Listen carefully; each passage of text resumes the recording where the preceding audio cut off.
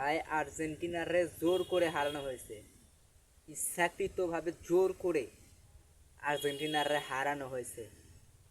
এই কথাটা শুধু আমার না, পুরো বিশ্ব জানে এখন আর্জেন্টিনারে জোর করে হারানো হয়েছে। আচ্ছা, তোরা যেহেতু আর্জেন্টিনারে প্ল্যান করে ইচ্ছাকৃতভাবেই হারাবি, এই কাজটা তো তোরা সেমিফাইনালেও করতে পারতি, অথবা কোয়ার্টার ফাইনালেও করতে পারতি। ফাইনালের মতন একটা মঞ্চে আয়না তোরা কিভাবে এই কাজটা করলি? একটা মানুষ 39 বছর বয়সে এত কষ্ট করে একটা ম্যাচ পার করতে করতে আর্জেন্টিনার দলটারে ফাইনাল পর্যন্ত নিয়ে গেল, আর তারপর তোরা কি করলি? ইচ্ছাকৃতভাবে জোর জবস্তি করে আর্জেন্টিনারে হারাইলি। তোদের যদি হারানোর প্ল্যানই থাকতো, এ কাজটা তো তোরা আগেও করতে পারতি। ফাইনালে কেন এই কাজটা তোরা করলি? ভাই আমার মাথা কাজ করতেছে না। একজনের সফলতা আর একজন দেখতে পারে না, এটা শুনছি,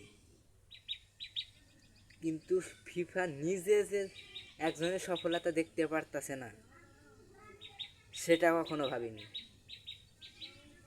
এতকাল মানে খেলা শুরু হওয়ার পর থেকেই সবাই বলতেছিল যে ফিফারে নাকি আর্জেন্টিনা কিনা নিছে, রেফারি কিনা নিছে। এখন কি হলো?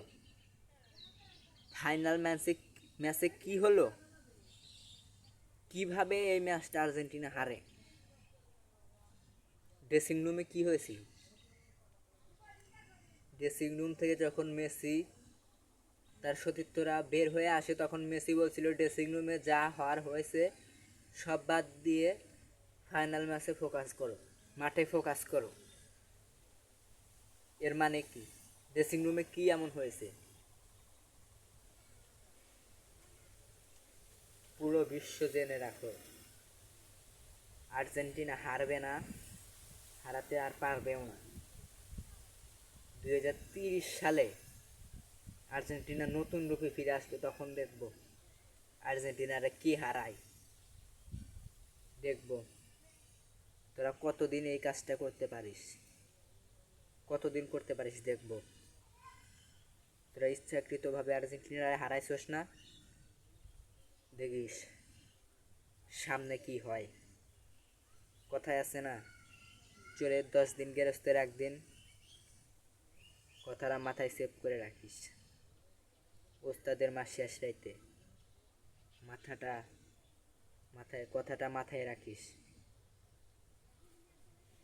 তোরা শুধু আর্জেন্টিনারে প্ল্যান করে হারাইতে পারবি, জোর করে হারাইতে পারবি, কিন্তু খেলা দিয়ে কখনো আর্জেন্টিনারে তোরা থামাতে পারবি না।